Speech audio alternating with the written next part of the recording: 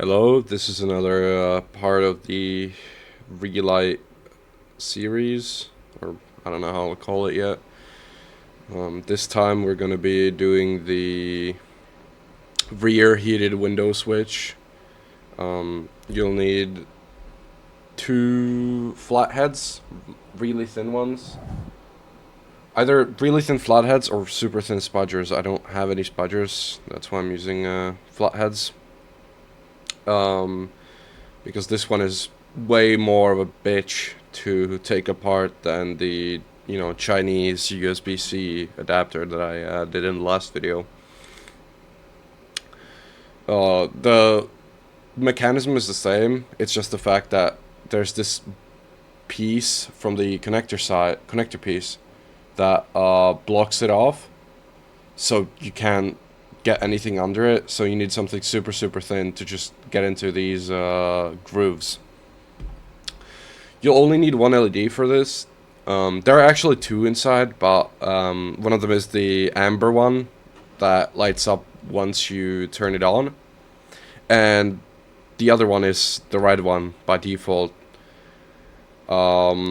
which is the one that we're going to be changing. The package is 3528, I think. It's the same package that is 3528. It's the same package that you use to relight clusters. So if you redid your cluster or something, or if you're ordering some LEDs to redo your cluster, it's all you need. I'll show you under the microscope how the package looks. Here. See, yeah, just the standard 3528. I'm using blue again.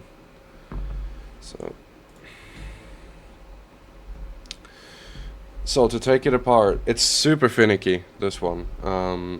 What I found out is the best is just to pry up and then twist the screwdriver out so that it kind of locks into place, and try to at least wedge it out a tiny bit, and then just okay. See? Okay, yeah, I managed to get under it completely. Now what I do is I just kind of pull it out of my screwdriver and try to get it under the second part, and then just kind of pull and wiggle. And you see I made a tiny gap there. That means we can now move over to the other side and just repeat what we did before. It's super finicky. As I said, these ones are super annoying to take apart.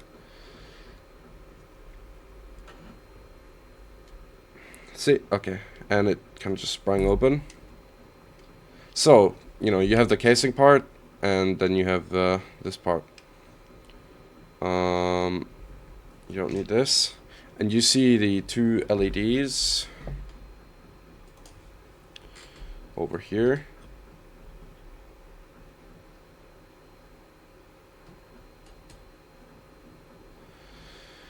So, looking at it, like having the PCB like this, I'm not sure which one is which.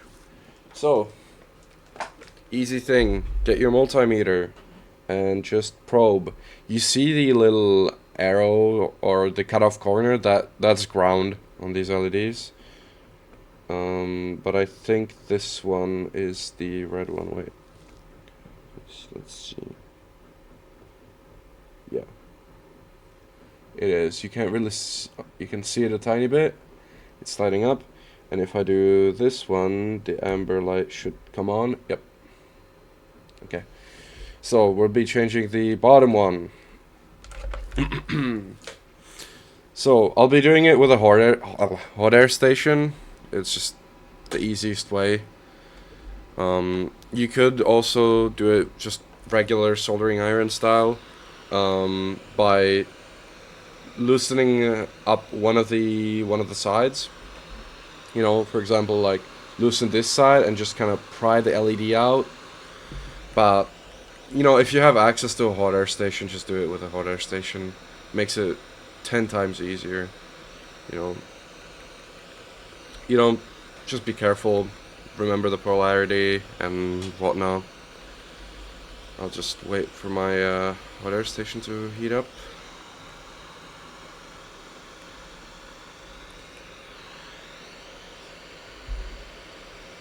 Again, I'm just kind of heating up the PCB around as well. Excuse the microscope shake. I have it bolted to the same desk that I have my piece on, so it makes it really shaky.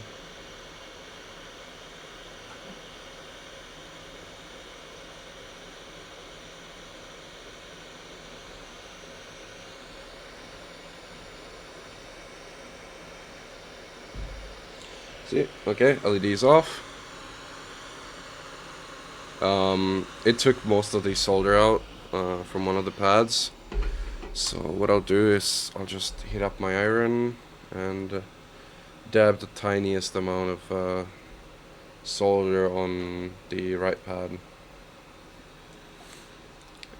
Just gotta wait for my iron to heat up.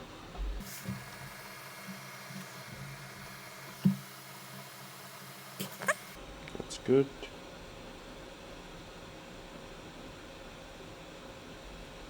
I'll just put a tiny bit of solder on the iron and dab. That was a bit too much, but yeah, it's fine. Now, get your new LED.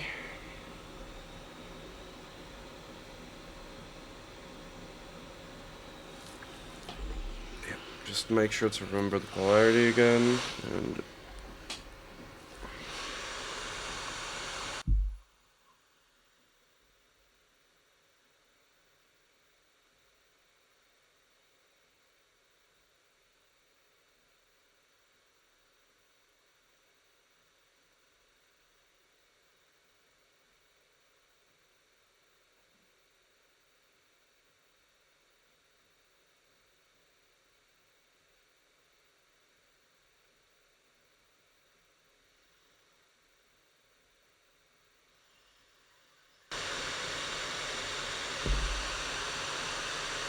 now that our new LED is on, yeah, you can see that I used way too much solder on one of the pads, but that's whatever. Also, if you can see that the yeah, I overheated the amber LED a tiny bit, because I had to get it at a super awkward angle because I couldn't get under the scope properly.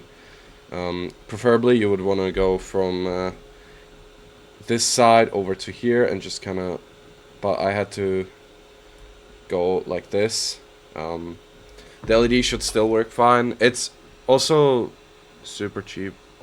It's super old plastic as well. Yeah, I heated up the new LED as well. You can see blue one's lighting up, and our amber one is lighting up as well. Yeah. Okay. So now just reassemble it. Sometimes these metal pieces might just kind of pop off like this. You just kind of slide them back in. Now just it's good that it's keyed, so it can only go in one way. So you can see that it doesn't line up at all. You can't put it in, but if I turn it around to proper side, you can see that it kind of lines up. Now, what you need to do is just push on it a bit until it snaps together, and it's good. It's all done. Now I'll get back to you once it's in the car.